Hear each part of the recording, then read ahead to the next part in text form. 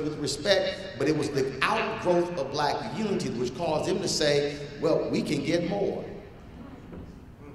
So in terms of how do we then begin to mobilize and organize, we must pick that one thing, that one issue, and then when we were able to achieve success, that, first of all, builds confidence among our troops, tells our critics we were able to win something, and to the skeptics say, y'all might want to come with us because we showed you that we could achieve a victory.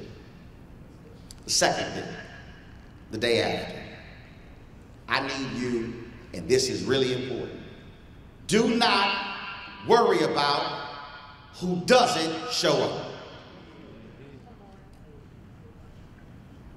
Don't worry about who doesn't show up. I can't tell you how many times I have been to places and folks said, Brother Martin, this room should have been packed. Man, folks should. I said, why are you worrying about who wasn't here? I need you to focus on who showed up.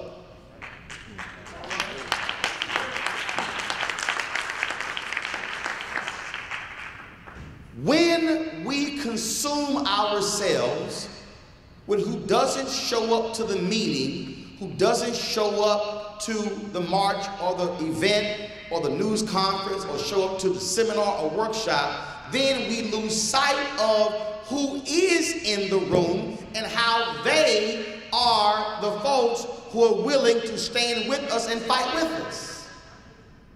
And so if 10 people show up for the first meeting and you put out 50 chairs, don't get mad because you're talking to 40 empty chairs. Challenge the 10 who showed up to bring one with them to the next meeting. And so when you meet next month, you're going to have 30 empty chairs. And then after the next meeting, when you have 20 at the meeting, ask them to bring one. Now you're going to have at the next meeting 10 empty chairs. And then by the fourth meeting, if you have those folks bring 10, guess what? You're going to need some more chairs.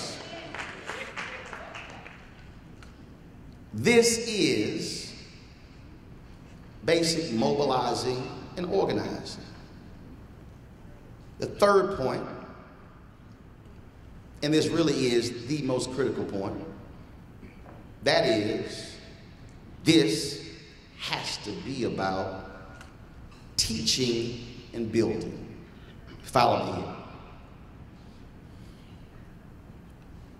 If you study Black freedom movement, freedom riders didn't just hop on a bus to go to Mississippi. They were trained. SNCC workers, Student Nonviolent Coordinating Committee, SNCC workers were trained before they went to Lowndes County. Court workers were trained. One of the greatest mistakes that we have made is that when we begin to tackle systems, what we have done is we focus on the initial gathering and not training our folks for what lies ahead.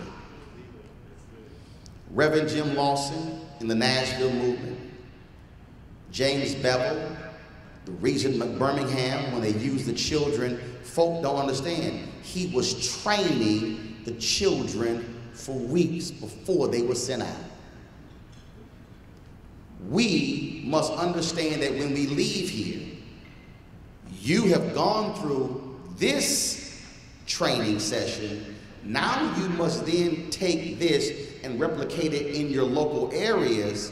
So when you go out on whatever issue you choose, your people have been trained and you've taken them through all of that, so you have a unified team.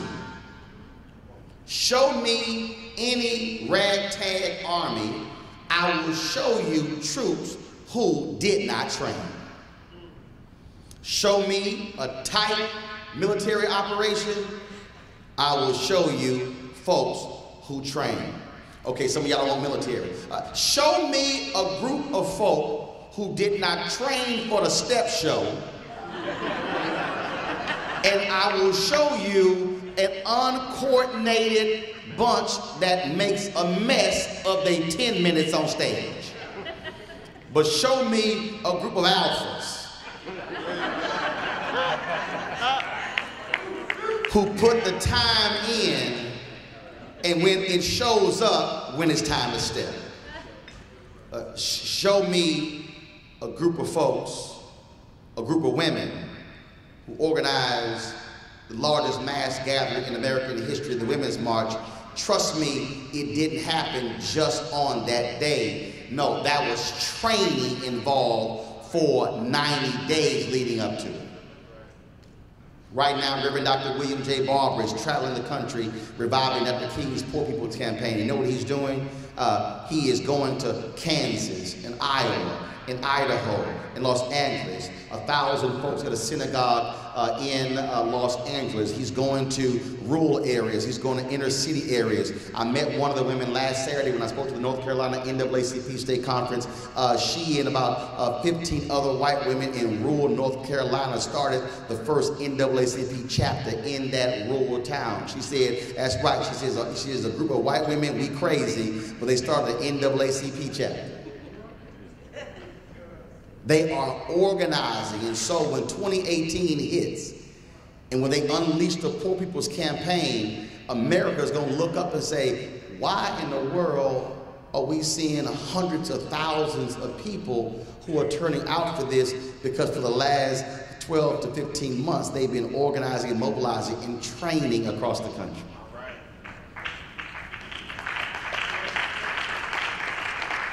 Whatever your plan of action is leaving here for the day after, those three things are absolutely critical for your success.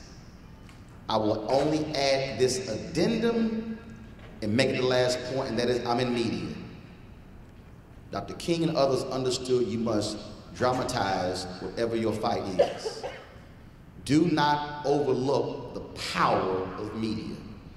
Do understand that in every country where there's a coup, they get control of the guns first and the media second.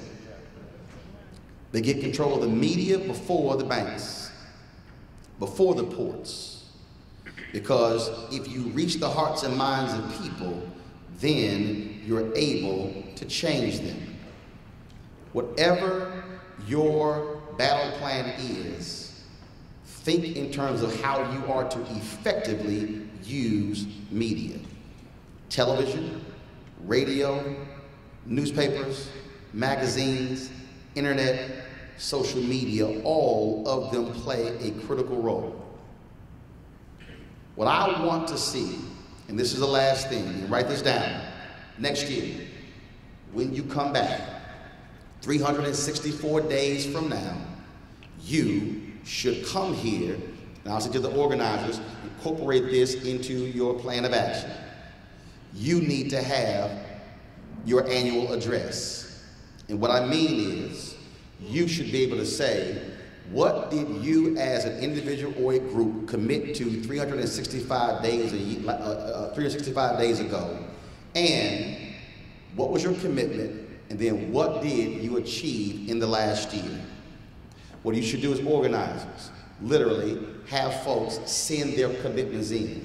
And what you should do is get you an accountability partner and say, tell them what that is. And that person needs to check back and forth. Y'all share it back and forth. How you doing with your commitment? How you doing what you committed to be a change agent when it comes to the issue of social justice and the black men. And then all of a sudden you check and you check and you check. Now here's the deal. If you come back next year and you're able to stand up, let's say in an accountability session and say, we promised to do this and then we did this, that's great. Now if you come back next year and you say, man, I promised to do this, I can't stand up because when I look back, I didn't do any of this, guess what? You the damn problem. You're the person who commits to something and then a year later looks back and realizes they did nothing based on their commitment. So the challenge for every single one of you right now is make your commitment and challenge yourself. When you come back next year, you need to come back with your plan of action saying, we said we were going to do this, we did this, we have proof that we were willing to be a change agent. You have the ability, the people in this room, to literally change this world. There are more people looking at me right now than the number of people who were sitting in a church basement in Montgomery in 1955. And a handful of people committed to a single action of a one-day boycott. And a one-day boycott turned into 381 days, which turned into Albany, which turned into Nashville, which turned into Selma, which turned into Montgomery, which turned into Lowndes County, which turned into Forest Stewart and North Carolina A&T. That spread like wildfire over a course of a couple of months where lunch counters would be segregated. A handful of people brought Jim Crow to its knees. You do not need anybody else who isn't here to launch this movement. All you need is a firm commitment to stand together as one, to put into place an action plan in your respective cities. And what will then happen is you may look back and there's 2 or 3 and 4 and 5 or 10 years from now, and folks will say, how in the world were you able to change what is happening with black men in America and then the black community in America? And all you can say is because a handful of us were in a ballroom in Philadelphia who made a commitment